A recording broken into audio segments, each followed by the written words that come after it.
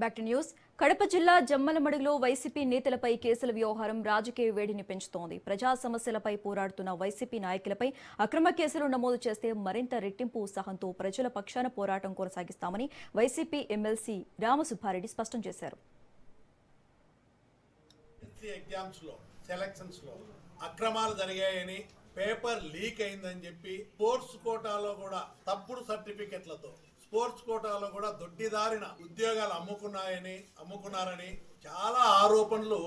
బాధితులు ఎవరైతే ఉన్నారో డిఎస్సి ఎగ్జామ్స్ లో పాల్గొన్నటువంటి మెరిట్ స్టూడెంట్స్ అందరూ కూడా మాకు అర్హత కలిగిన, మాకు ఇంటర్వ్యూకి పిలిచినా కూడా మెరిట్ ప్రకారము 1:1 లో ఉద్యోగ అవకాశాలు రాలేదు.